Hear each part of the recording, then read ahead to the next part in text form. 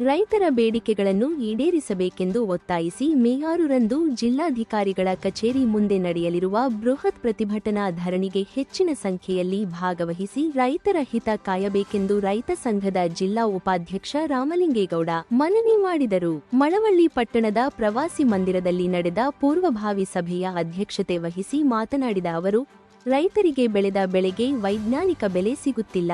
NABARD bank ರೈತರಿಗೆ ನೀಡಬೇಕಿದ್ದ ಸಾಲವನ್ನು ಕಡಿತಗೊಳಿಸಲಾಗಿದೆ. ಸಾಲಕ್ಕಾಗಿ ಖಾಸಗಿ ವ್ಯಕ್ತಿಗಳಿಗೆ ಮೊರೆ ಹೋಗುವ ಪರಿಸ್ಥಿತಿ ನಿರ್ಮಾಣವಾಗಿ ಸಾಲ ತೀರಿಸಲಾಗದೆ ರೈತರು ಆತ್ಮಹತ್ಯೆ ಹಾದಿ ಹಿಡಿಯುತ್ತಿದ್ದಾರೆಂದು ದೂರಿದರು. ರೈತರು ಸಂಕಷ್ಟದ ಪರಿಸ್ಥಿತಿಯಲ್ಲಿ ಬದುಕುತ್ತಿದ್ದಾರೆಂಬ ಉದ್ದೇಶದಿಂದ ರೈತರ ಮಕ್ಕಳಿಗೆ ಹೆಣ್ಣು ಕೊಡುತ್ತಿಲ್ಲ. ಇದೇ ರೀತಿ ಮುಂದುವರಿದರೆ ರೈತರು ಶೋಚನೀಯ ಸ್ಥಿತಿ ತಲುಪುವುದರಲ್ಲಿ ಯಾವುದೇ ಸಂಶಯವಿಲ್ಲ. ರೈತರು ಸಂಘಟಿತರಾಗಿ ಹೋರಾಟದ ಮೂಲಕ ತಮ್ಮ ಹಕ್ಕುಗಳನ್ನು ಪಡೆದುಕೊಳ್ಳಬೇಕೆಂದು ಹೇಳಿದರು. ಸಮಸ್ಯೆ ಏನಪ್ಪಾ ಅಂತಂದ್ರೆ, ಇವತ್ತು ನಮ್ಮ ಬೆಳೆಗೆ ಬೆಲೆ ಸಿಗ್ತಾ ಇಲ್ಲ. ಮತ್ತೆ ನಬಾರ್ಡ್ ಏನೋ ಹೋದ ವರ್ಷ 5,600 ರೂಪಾಯಿ 600 ಕೋಟಿಯನ್ನ ರೈತರು ಸಾಲ ಅಂದ್ಬಿಟ್ಟಿತ್ತು. ಇವತ್ತು ಬರೀ 7,800 ಕೋಟಿಯನ್ನ ಸಾಲವನ್ನ ಬಿಡುಗಡೆ ಮಾಡಿದೆ. ಅಂದ್ರೆ ಸಾಲವನ್ನ ಜಾಸ್ತಿ ಮಾಡ್ಕೋಬೇಕಾಯ್ತು, ಅದ ಕಮ್ಮಿನ ಮಾಡಿ ನಮ್ಮ ಖಾಸಗಿ ಫೈನಾನ್ಸ್ಗಳಿಗೆ ನಮ್ಮ ಜನಗಳು ಹೋಗಿ ಆ ಖಾಸಗಿ ಫೈನಾನ್ಸ್ನವರು ಕಿರುಕುಳ ಕೊಡ್ತಾ ಇದ್ದಾರೆ.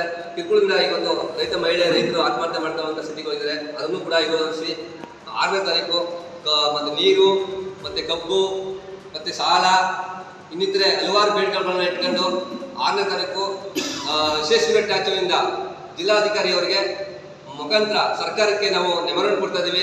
ಹಾಗೆ ಶೀಘ್ರದಲ್ಲೇ ಅದನ್ನ ಬಗೆಹರಿಸಬೇಕು. ಸರ್ಕಾರ ಕೂಡಲೇ ಅದನ್ನ ಬಗೆಹರಿಸಿಲ್ಲ ಅಂತಂದ್ರೆ ಮುಂದಿನ ಹೋರಾಟಗಳನ್ನ ತೀವ್ರವಾಗಿ ಸರ್ಕಾರ ಇಡೀ ರಾಜ್ಯದಾದ್ಯಂತ ಹೋರಾಟವನ್ನ ಕರ್ನಾಟಕ ರಾಜ್ಯ ಸಂಘ ಮಾಡ್ತದೆ ಅಂತ ಹೇಳ್ತಾ ಇವತ್ತಿನ ಮಳವಳ್ಳಿ ತಾಲೂಕಿನಲ್ಲಿ ಇವತ್ತು ಮೀಟಿಂಗ್ ಕರೆದು ಇವತ್ತು ದುಗ್ನಳ್ಳಿ ಒಂದು ಗ್ರಾಮದಲ್ಲಿ ರೈತರು ಬಂದು ಇವತ್ತು ಹೊಸದಾಗಿ ಸಾಲನ್ನ ಹಾಕೊಂಡಿದ್ದಾರೆ. ನಾವು ಹೋರಾಟ ಮಾಡ್ತೀವಿ, ಬೆಂಬಲ ಕೊಡ್ತೀವಿ ಅಂತ ಹೇಳಿದ್ದಾರೆ. ಇವತ್ತು 15 ಜನ ಸೇರ್ಪಡೆ ಆಗಿದ್ದಾರೆ.